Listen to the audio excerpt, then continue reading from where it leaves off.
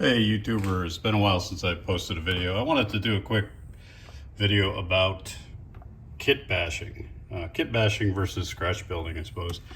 I've been working with a friend, Robert, on his layout and helping him out a bit, and he is new to the idea of kit bashing. And a lot of us as model raritors, when you spend a lot of money on a Walthers kit, the knee jerk is to set up the Walthers kit as designed based on the instructions.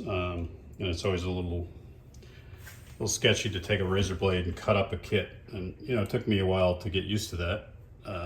Now that I've been doing model rariting for years, it's just natural.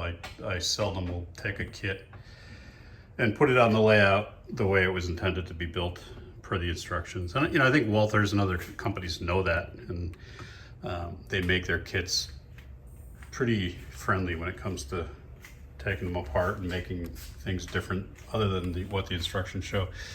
So let's look at a couple of things. So this building back here I've talked about in other videos. This is my cold storage and distribution facility. It's got three car spots, and it's not obviously the whole building.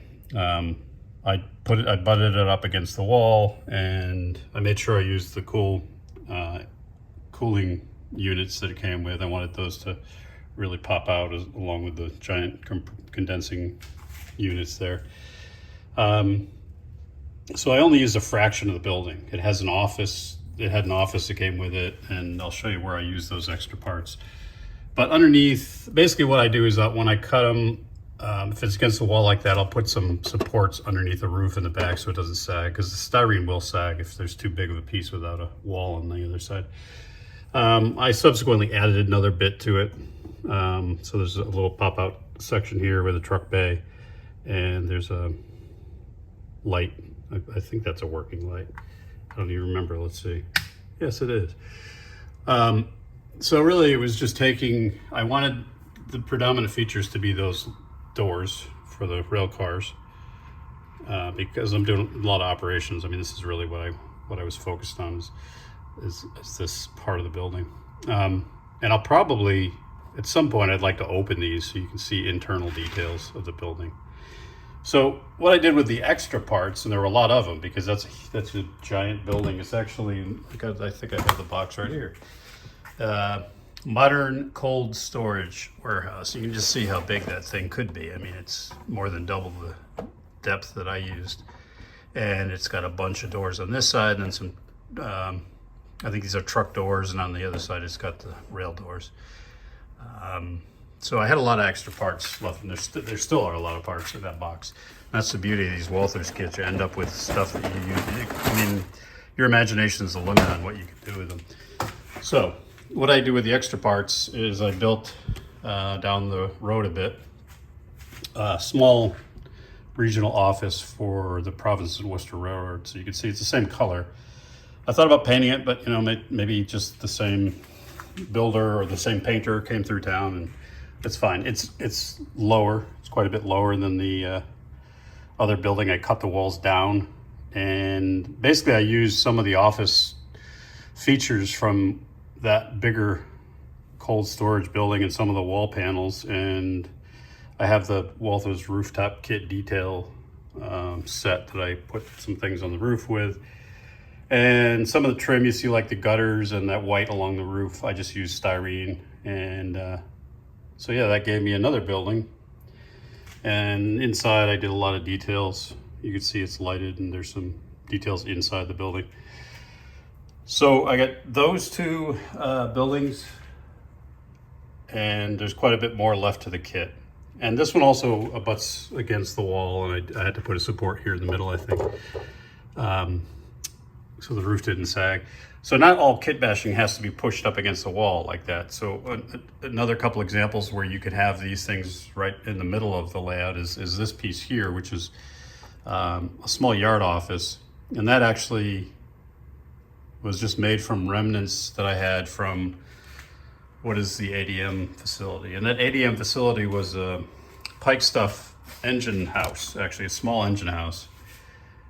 And there's quite a bit more parts to that as well. And I've got those in a drawer somewhere still. There's a bunch more parts. So I made it just into a building that has a truck door at either end, and you just pull the truck through, you fill it up with corn syrup. And so I was left with some extra parts, and I used those parts. And this is where kind of you cross the line from kit bashing to scratch building. So I'd argue that this building was scratch built. I just took parts that I had from that kit left over, and it really didn't follow any of the directions of the engine house. And then there's some parts from other kits as well in here. So there's a garage and a lighted entryway on this end. See it better there. And no detailed interior, but I did lighting on the outside. So that was two buildings from that there, which is the Pike Stuff kit. And then I was able to even squeeze a third out of it because I had so much of the plastic material. And this is the office for Sims Metal, which is a two spot scrapyard. And you can see that using the same plastic, but I think different roofing panels. So this is, I would call this scratch built. So I had parts from that Pike Stuff kit, but I also had a lot of other parts like roofing material and smoke stacks. And there's some interior details made out of styrene in that as well. So, and then this one I really made it oxidized and grunged it up because it is a scrapyard. And you know, it's okay to have buildings that are similar in colors as long as maybe the tone is different, so that ADM facility is a bit more pristine than the same colored but heavily oxidized scrapyard building. So those are examples of buildings that can exist, you know, that are scratch built or kit bash that can be not necessarily against the wall. Because that was one of the questions I had, is do you only scratch build stuff that you have to fit against the wall? And let me just, I'll shift gears from buildings to bridges. So this is a Pike Stuff modern overpass kit. And that was actually kit bashed to be cut in half so it kind of disappears against the wall. And I curved it as well, so it looks like it's kind of curving off back behind those buildings, which gives a nice effect.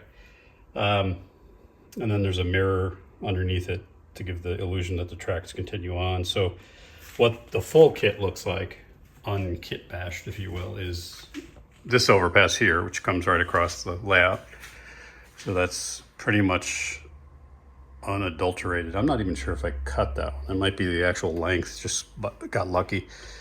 And then you contrast that to this one, which is kit bashed. Really, it's cut to fit that space. The spacing of the pillars is adjusted to go over the tracks. And then I've got that nice curve, so it looks like it continues off rather than just ending flat there, because you really can't in that corner. So that's another example of kit bashing. And then we get to the other buildings I'm going to show you are, well, actually, before I get to another building, let me show you this, this was the oil, or the fueling pad, I think is what it was from Walthers. And let me dig through these boxes here.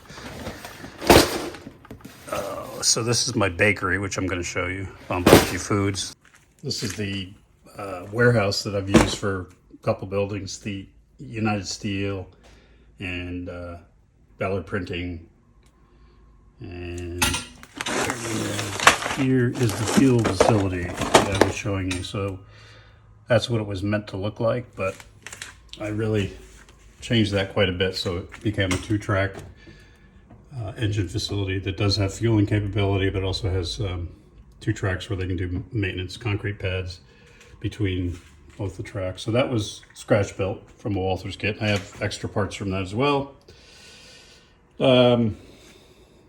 So if we look at that print facility from the box I just showed you, that one was cut at an angle. So I like to have at least one, if not multiple buildings that are angled, so not everything is in the same direction. So the siding goes kind of at an angle, so that building follows. And I just cut it along the wall and put some supports underneath it.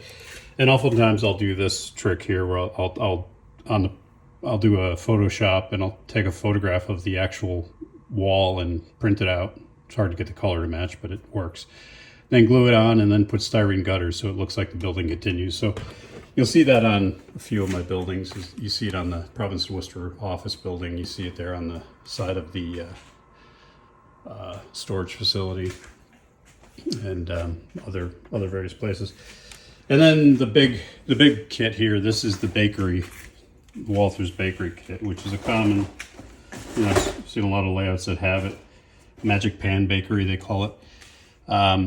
It doesn't look anything like this when it's built per the instructions. So I wanted this to be a long facility that holds 3 car spots. So to do that, you can see that I just basically treated different components as if they're modules, and I could actually take these out as modules. I don't want to do it now because some of them have wiring in them. Then I've got the tanks here, and the tanks are set in so it looks like the building kind of comes back out, and that's where I have my truck bays. So it appears like the building would go back further into the distance, but it gives a nice long building. And then take a look over here, which is what I had left from that blue Ballard printing and publishing building that I just showed you that was cut at an angle. This one's the thinnest building I have, actually. It is just covering that one siding, but I made it look with the backdrop as if it kind of goes off into the distance. But it's remnant parts from that printing facility. Put a lot of detail on the roof. The windows you can see through. There's some detail on the wall, so it looks like the interior of a building.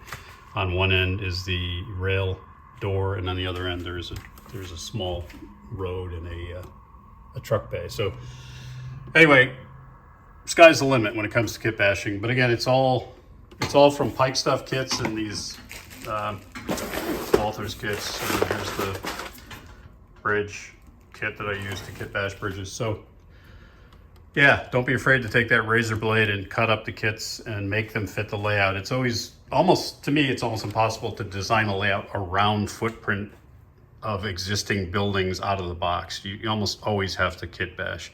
And it's more enjoyable. It's unique, it's yours. Hope that was enjoyable and interesting. Have a great day. Cheers.